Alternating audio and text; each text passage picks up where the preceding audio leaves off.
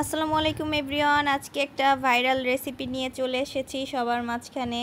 ইদানিং ফেসবুকে স্ক্রল করলেই দেখতে পাচ্ছি দুবাইয়ের ভাইরাল এই চা পাউরুটির রেসিপিটা। তো আমিও ট্রাই করে নিলাম বাসায়। চুলায় আমি হাফ লিটার মতো লিকুইড দুধ নিয়েছি। এই দুধটা গরম হলে এর মধ্যে এক এক করে মশলাগুলো দিয়ে দিলাম।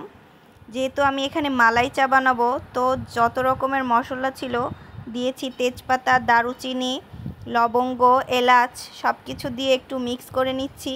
এরপর দুধে বলক আসা শুরু হলে এর মধ্যে দিয়ে দেব আমি 2 চামচ পরিমাণ চিনি।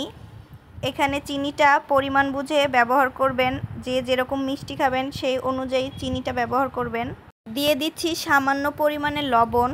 এবার দুধের সাথে এই মশলাগুলো ভালো মতো নাড়াচাড়া করে মিশিয়ে নিচ্ছি। দুধটা যখন বলক আসা শুরু করবে এই পর্যায়ে এর মধ্যে দিয়ে দেব চা পাতা। আমি এখানে 1 টেবিল চামচ পরিমাণ চা পাতা ব্যবহার করেছি। চা পাতাটা দিয়ে কিছু সময় চাটাকে ফুটিয়ে আমি নামিয়ে নেব। তৈরি হয়ে গেল আমার মালাই চা। অন্যদিকে আমি চুলায় একটি প্যান বসিয়েছি। প্যানটা গরম হয়ে গেলে এর মধ্যে এক এক করে আমি পাউরুটিগুলো দিয়ে পাউরুটির দুই পাশেই খুব ভালো মতো একটু সেঁকে নেব। এভাবে করে আমি সবগুলো পাউরুটি ভালোভাবে সেঁকে নিচ্ছি। আমার কাছে কেন জানি না নতুন নতুন সব ধরনের রেসিপি ট্রাই করতে অনেক ভালো লাগে। আর যখন দেখি কোনো কিছু একটা ট্রেন্ডে আছে বা ভাইরাল আছে, ওই জিনিসটা করতে আরও বেশি আগ্রহ হয়। এই রেসিপিটা হঠাৎ যখন আমার চোখে পড়ে তখন রাত 11টা বাজে। তো আমি আমার ছোট ভাইকে নিচে রুটি কিনতে পাঠিয়ে দিয়েছিলাম। ও রুটিটা নিয়ে আসা মাত্রই আমি বানানো শুরু করেছি। তো কথা বলতে বলতে দেখুন আমার সবগুলো রুটি সেকা শেষ। এবার বাকি প্রসেসটা দেখিয়ে দেব আপনাদের সাথে। আমি এই রুটিগুলোর মাঝখানে ব্যবহার করার জন্য একটা ডানো ক্রিম নিয়ে এসেছিলাম। এই ক্রিমটাকে চামচের মাধ্যমে আমি ভালোভাবে 2টা রুটির মাঝখানে দিয়ে দেব। আপনারা দেখলেই বুঝতে পারবেন আমি কিভাবে কাজটা করেছি।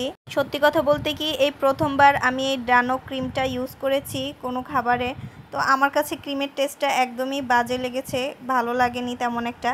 বাট চা দিয়ে খেয়েছিলাম জন্য অনেক বেশি মজা লেগেছিল রুটিটা। যদি শুধু খেতে চান সেক্ষেত্রে বাটারই এর থেকে ভালো। আমি আমার মতামতটা বলেছি, আপনাদের কারোর কাছে ভালো লাগতে পারে, এটা যার যার নিজস্ব ব্যক্তিগত ব্যাপার।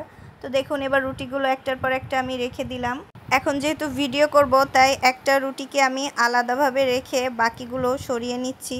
এখন সেই গুরুত্বপূর্ণ মুহূর্ত যেটা আর কি, আমি একটা গ্লাসের ভিতর মালাই চাটা নিয়ে ব্রেডের উপর দিয়ে দিচ্ছি।